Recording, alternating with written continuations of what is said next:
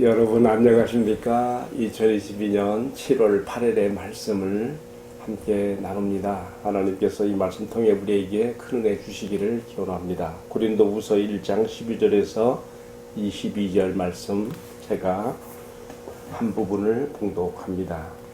고린도후서 1장 15절 말씀입니다. 내가 이 확신을 가지고 너희로 두 번 은혜를 얻게 하기 위하여 먼저 너희에게 이르렀다가 너희를 지나 마게도냐로 갔다가 다시 마게도냐에서 너희에게로 가서 너희의 도움으로 유대로 가기를 계획하였으니. 자, 이어지는 말씀 17절입니다.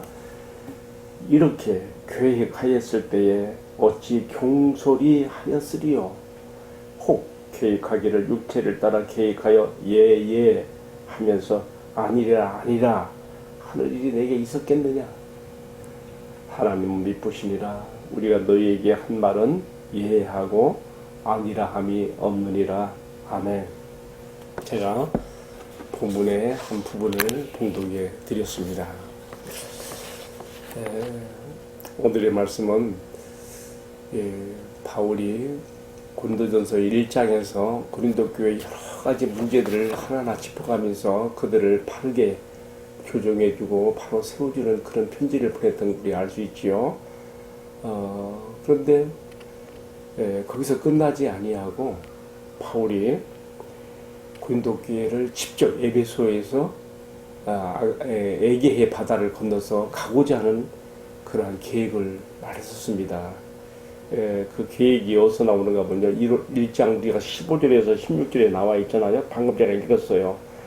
내가 먼저 너희에게로 가서 또 너희를 지나 다시 마게도냐로 갔다가 다시 너희에게로 왔다가 다시 내가 너희의 도움으로 유대를 가기를 계획했었다. 이렇게 지금 말하고 있는데 에베소에서 바로 고린도로 가려고 했던 계획이 있었어요. 근데 그것이 변경된 것이죠. 자, 근데 문제는 어디 있는가 하면 고린도 교회 안에 거짓 선생들 또는 바울의 사도성을 인정하지 않으려 하고 이렇게 비틀어진 사람들이 있거든요. 그들이 이 바울의 이 변경된 계획을 하나의 말하면 꼬투리로 잡아가지고 그 사람 신실하지 못해, 그 사람 말 믿을 수가 없어, 그러니 그가 한 다른 말들도 우리가 어떻게 믿을 수가 있겠느냐? 그렇게 바울을 부정하고 심지어는 사도성에까지도 의심하며 불신을 막 심었던 것이죠. 바울은 지금 여기에 대한 변증을 하고 있는 거예요. 우리가 1장 17절에 나오잖아요. 내가 이렇게 계획을 했을 때에 어떻게 경솔하게 이렇게 했겠느냐. 어제 내가 육체를 따라 계획하며 예 하면서 또 아니라 변덕스럽게 내가 이랬다 저랬다 하게 했었겠느냐. 그 얘기죠.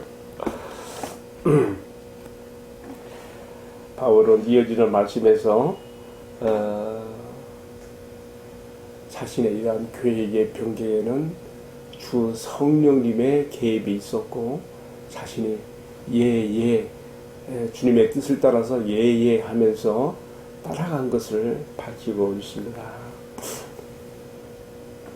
우리가 한 장도 넘겨가지고 2장 4절을 보게 되면요, 바울은 고린도 교회의 많은 문제들에 대해서 지적하면서 특별히 자기의 사도성에 대해서 대적하는 자들에 대해서 당장이라도 건너가서 이 모든 것들을 바로잡고 시를 하고 싶었습니다. 그러나 우리가 이어지는 말씀 2장 4절에 보게 되면요, 바울이 그랬어요. 내가 너에게 갈 때 매를 가지고 가랴 아니면 내가 사랑과 온유로 가랴. 왜 그랬을까요? 그들이 스스로 회개하기를 바라면서 성령의 인도를 따라서 바울은 기다림의 시간을 좀 가진 것이죠. 그래서 눈물로 쓴 편지를 보냈다라고 우리가 2장 4절에서 볼 수가 있습니다. 2장 4절 이렇게 되어 있어요. 제가 한번 읽어볼게요. 내가 큰 환난과 애통한 마음이 있어 많은 눈물로 너희에게 쏜더니 이는 너희로 근심하게 하려 한 것이 아니요 오직 내가 너희를 향하여 넘치는 사랑이 있음을 너희로 알게 하려 함이라. 고린도 전서에서 아주 많은 그런 잘못된 것들을 책망하고 지적하는 말을 했잖아요. 그리고 바로 가려고 했던 것이죠. 그러나 그렇게 하지 않았다는, 그렇게 하지 않게 된 그 이유를 여기서 말하고 있는 것이죠.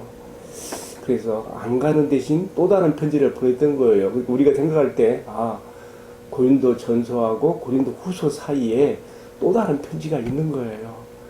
꼭 전서와 후서만 있는 게 아니고, 그러나 오늘 하나님의 말씀으로서 우리 손에 들려진 성경에는 고린도 전서와 후서 두 책만 우리가 받고 있는데, 어쨌든 많은 눈물로 썼던 또 다른 편지가 있었구나, 우리가 여기서 추론해 볼 수가 있는 것이죠.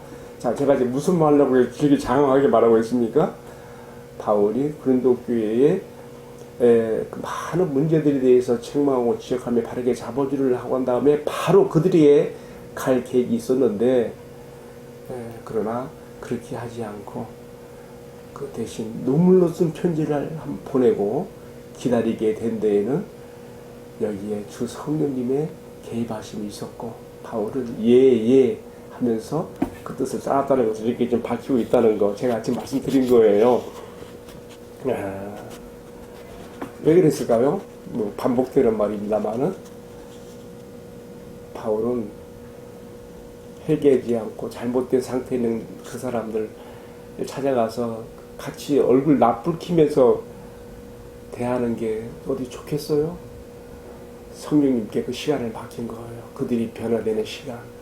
그래서 정말 화기애애함으로, 사랑으로, 감싸움으로, 포용으로 만나게 되기를 기도했던 것이죠. 자, 우리가 바로 이 점을 이어지는 말씀 23절에서 잘 할 수 있어요. 23절에 그렇게 써 있어요. 내가 내 목숨을 걸고 하나님을 불러 증언하시게 하노니, 내가 다시 고린도에 가지 아니한 것은 너희를 아껴서 그렇게 함이라 라고 말하고 있거든요. 자, 이게 귀한 겁니다. 성령의 인도를 따른다고 하는 것, 그리고 그렇게 하게 되는 그 목적들, 제가 지금 말씀을 드렸습니다. 자, 결론적으로 지금 바울은 지금 자신의 고린도교회 방문 계획 변경에 대한 자기 지금 변증을 하고 있는데, 그는 그의 반대자들이 말하는 것처럼 이랬다 저랬다는 변덕쟁이가 아니라, 겉과 속이 다른 사람이 아니라 거룩함과 진실함으로 행하는 자이며, 또 육체의 지혜가 아닌 은혜와 성령으로 행하는 사람인 것을 이렇게 밝히는 것이죠. 12절에서도 그렇게 말했지 않습니까? 우리가 세상에서 특별히 너희에게 대하여 하나님의 거룩함과 진실함으로 행하되 육체의 지혜로 하지 아니하고 하나님의 은혜로 행함은 우리 양심이 증언하는 바는 이것이 곧 우리의 자랑이라. 따라서 오늘 후반부의 말씀에서는 예, 아니요라고 하는 그런 방식으로 설명을 하면서 우리에게 바울 자신이 그렇게 주 성령의 인도를 따라서 예로 따라갔다는 것을 이제 말하고 있습니다. 우리에게도 또 이렇게 좀 교훈하고 있어요. 뭐냐면 십자가에서 죽기까지 예로 순종하신 우리 주님 예수 그리스도의 본을 따랐던 것을 역설하고 있는 것이죠. 18절에서 20절이 바로 그 점을 얘기하고 있어요.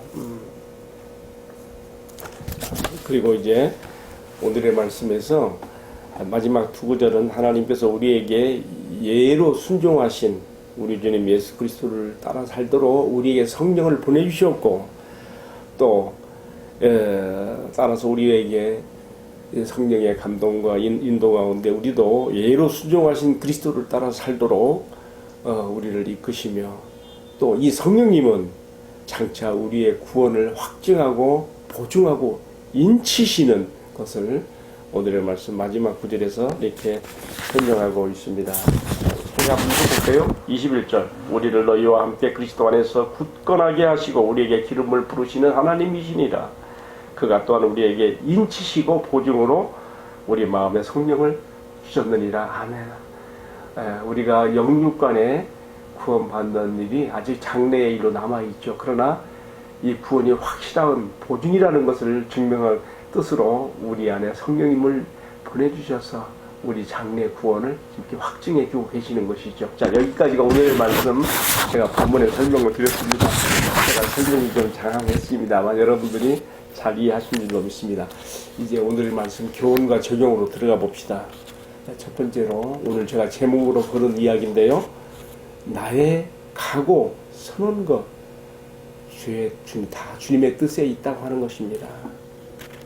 오늘의 말씀에서 바울 자신이 자신의 육체의 지혜를 따르는 이성과 감정을 자제하고 양심과 성령의 인도를 따라서 서신했다고 하는 자기 변증의 이 글을 묵상하게 되면서 나는 어떤 사람들을 만나게 될 때에 또는 만나지 않게 되는 것에 대해서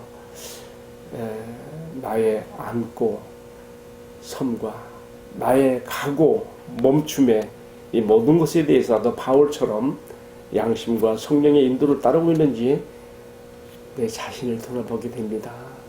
여러분 그렇지 않습니까? 내 자신도 얼마 되지 않는 신앙 여정이지만요. 어떤 일의 계획과 결정에 대해서 양심과 성령의 인도를 무시하고 내 마음대로 했을 때에 그것이 얼마나 쓰듯한 결과로 나타나게 되는 것인가 정말 많이 경험했습니다. 정말 하나님 아버지의 기뻐하시는 뜻이 분명할 때에 아니라 함이 없이 오직 예라고 순종하신 나의 주님 예수 그리스도와 사도 바울의 본을 따라서 나도 살아가야 될 것을 마음에 새기며 또 아니라 할 때는 또 멈춤을 할 수 있는 그러한 자세가 되어야 될 것을 마음에 새깁니다. 또 한 가지 또 생각해보는 적용은요. 하나님께서 계획을 변경하면서까지 기다려주시는 지혜가 필요하다는 것입니다. 바울이 고린도 교회를 향해 집적하려던 그 계획을 보류하고 기다리는 텀의 시간을 가졌던 것이 하나님께서 주신 지혜이며 그것이 성경에 기록되어 있는 것은요. 처음에 바울의 계획에 대한 잘못된 것을 들춰내려고 그렇게 하는 것이 아니라 오늘 우리에게 주신 어떤 교훈이 있기 때문에 이렇게 하신 거예요. 우리가 생각할 때에 정말 바울이 고린도 교회를 향해서 아주 질책하는 따가운 그 책망의 편지를 보내놓고 바로 뒤쫓아 그의 원래 계획대로 가지 않았고 기다렸다가 간 것은 그 사이에 편지가 한 번 더 있었다 그랬죠. 그런 것은 정말 고린도 교회를 향한 아주 지혜로운 처사가 아닐 수 없었습니다.